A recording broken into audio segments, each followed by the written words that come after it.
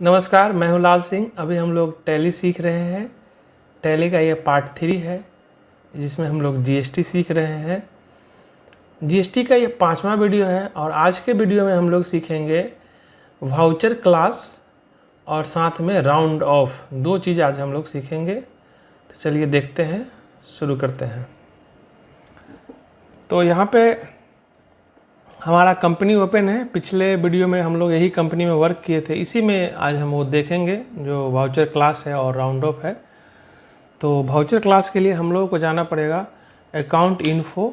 Account info के बाद इसमें जाना पड़ेगा वाउचर टाइप में। वाउचर टाइप में हम फर्स्ट टाइम जा रहे हैं, इसके पहले कभी नहीं गए थे। वाउचर टाइप में जाने के बाद हम यहाँ पे अल्टर में जाएंगे। कहाँ जाएंगे? अल्टर वाले ऑप्शन में जाएंगे। और यहाँ पे अभी हम फिलहाल परचेज वाउचर यूज करते हैं। परचेज सेलेक्ट कर लिए, परचेज, और एंटर प्रेस करते हुए इसमें कहीं कुछ नहीं करना है, एंटर प्रेस करते रहना है। देखिए यहाँ पे लिखा है नेम ऑफ क्लास। तो नेम ऑफ क्लास में हम यहाँ दो तरह का क्लास बनाएंगे। एक बनाएंगे अपने राज्य से परचेज करने के लिए और एक बनाएंगे अदर स्टेट से परचेज करने के लिए। तो अभी हम यहाँ लिख देते हैं intra state purchase. Intra state purchase, enter press करेंगे। अब यहाँ पे पूछ रहा है एक्सक्लूड दीज ग्रुप और इंक्लूड दीज ग्रुप। कह रहा है कि आप जो वाउचर क्लास बना रहे हैं वो किस ग्रुप के लिए बना रहे हैं, मतलब उसमें से किसी ग्रुप को छोड़ना है या किसी ग्रुप को शामिल करना है। तो इस दोनों में हम एंड ऑफ लिस्ट देंगे, मतलब कि सभी ग्रुप के लिए है, ना किसी को छोड़ना है ना किसी को शामिल करना है, मतलब सभी के लिए। अब यहाँ पे टाइप ऑफ लेजर है, default accounting allocation for all item in invoice, है ना। तो जो लेजर नेम है यहाँ पे हमको परचेज देना है, क्योंकि हम परचेज वाउचर को अल्टर कर रहे हैं तो परचेज देना है। परचेज लेजर मेरा ऑलरेडी बना हुआ रहना चाहिए, जैसे हम पहले इसके पहले कंपनी में बनाए थे, सारा चीज़ किए थे, तो उसी में कर रहे हैं। अगर हम नया कंपनी बनाते तो हमको पहले परचेज का लेजर बनाना पड़ता। सेट अल्टर टैक्स क्लास, इसमें तो कुछ करना नहीं है, परचेज में तो हम लोग करते नहीं है, इसलिए नो रखना है। ओवरराइड यूजिंग आइटम डिफ़ॉल्ट, इसको भी नो रखना है। अब एडिशनल लेजर, क्योंकि हम ये इंट्रा कर रहे हैं, मतलब अपने राज्य से खरीद रहे हैं, तो इसमें हम क्या एडिशनल लेजर लगाएंगे? इनपुट लगाएंगे SGST और इनपुट लगाएंगे CGST। ठीक है, ये एक सिंपल वाउचर क्लास कॉन्फ़िगरेशन हो गया। इसको एक्सेप्ट करके यहाँ से एक हमारा क्लास तैयार हो गया। अब दूसरा क्लास बनाते हैं इंटर स्टेट परचेज, मतलब अदर राज्य से।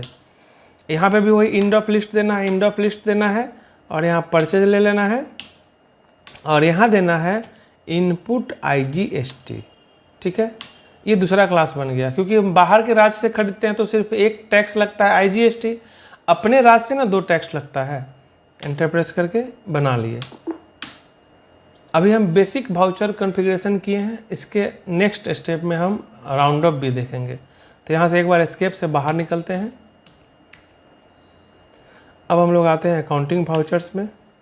अब अगर हम F9 में जाके परचेज दबाएंगे तो देखिए इसके पहले कभी ऐसा नहीं आता था वाउचर टाइप में, वाउचर क्लास का नहीं आता था, क्योंकि क्लास बनाए नहीं थे। अभी यहाँ पे आ रहा है inter state purchase, intra state purchase. तो हमको सेम स्टेट से खरीदना है तो इंट्रा ले लिए। अब देखिए यहाँ पे फ़ायदा क्या हुआ, पार्टी नेम में मान लेते हैं कैश लेना है अभी सपोज करिए, और यहाँ पे हम रेगुलर ले लिए। GST नंबर डाल देते हैं, कुछ भी फॉर्मेट ध्यान रखना है GST नंबर का। अब आइटम दे दिए, जो आइटम कुछ भी बनाए हुए हम, जैसे कि अभी मॉनिटर ही दे देते हैं 2 पीस। तो देखिए अच्छी बात क्या है, यहाँ पे जब हम वाउचर कॉन्फ़िगर किए, क्लास बनाए, उससे फ़ायदा क्या मिला? फ़ायदा ये मिला कि अब नीचे यहाँ पे इनपुट SGST CGST लिखना नहीं पड़ा, सेलेक्ट नहीं करना पड़ा। जैसे हम आइटम दिए ऑटोमेटिक ये आ गया, जैसे हम क्लास लिए थे तभी आ गया था ये। अब 1-2 और आइटम दे दीजिए, जैसे मखाना भी दे देते हैं हम यहाँ पे। ये सब तो मेरा पहले से बना हुआ था, है ना। ये सब बनाना, अगर नया कंपनी में करेंगे तो सारा चीज़ बनाना पड़ेगा, मेरा तो ऑलरेडी बना हुआ था। देखिए, तो ये फ़ायदा हुआ वाउचर क्लास का। अगर अभी हम इसी में फिर से F9 दबाते हैं और वाउचर क्लास नॉट अप्लीकेबल करेंगे तो देखिए फिर आपको सारा चीज़ लेना पड़ेगा मैनुअली।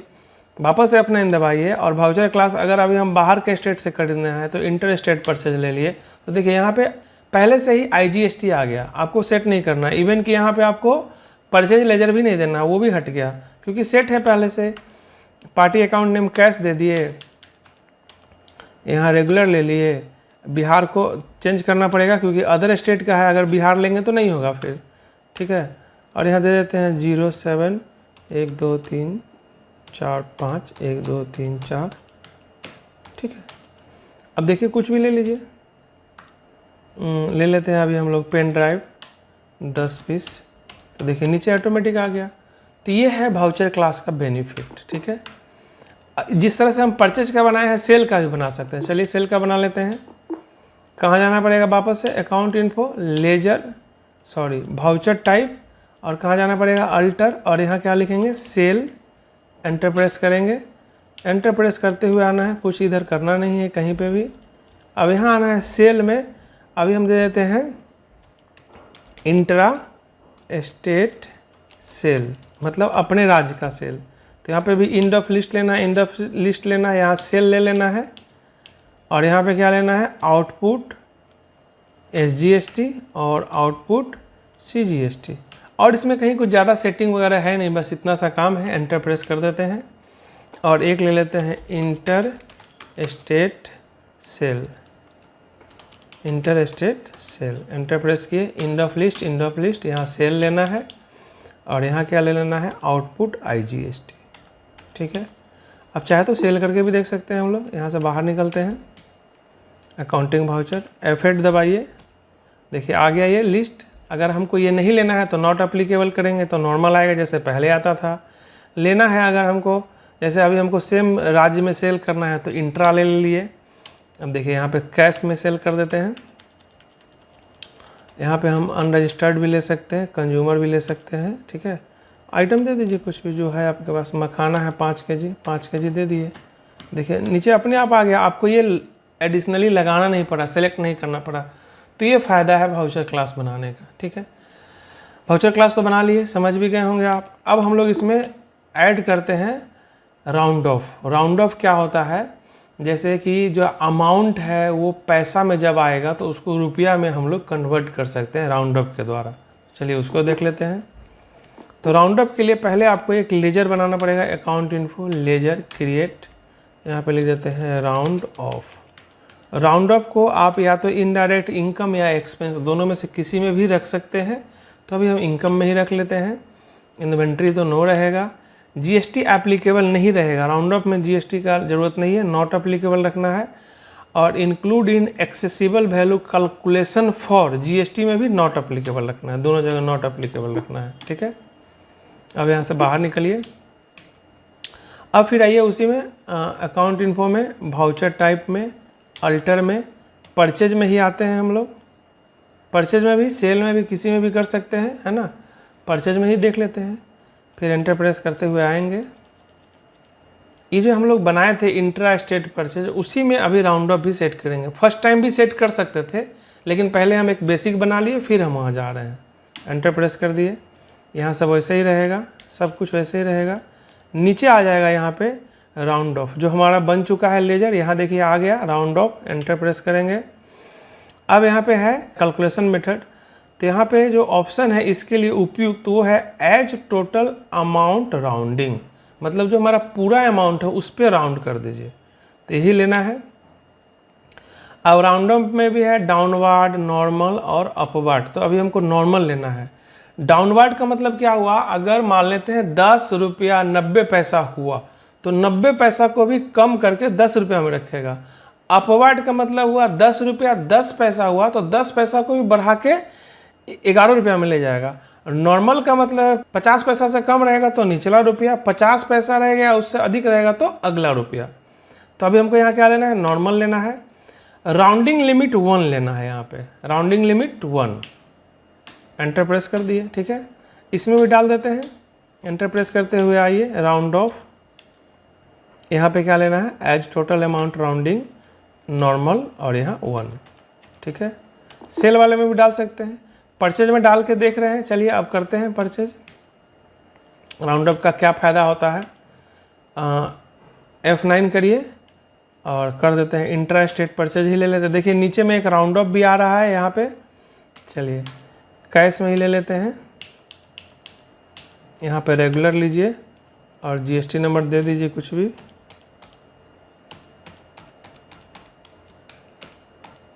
एंटर। अब यहाँ पे हम ले लेते हैं मखाना, लीजिए रेट 400 रुपया 26 पैसा।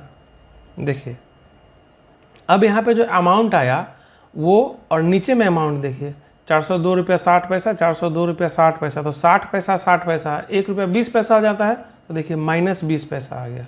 राउंड अप का ये फ़ायदा हुआ कि आपको नीचे में एक्यूरेट अमाउंट मिला, ये 20 पैसा का झमेला ख़त्म हो गया।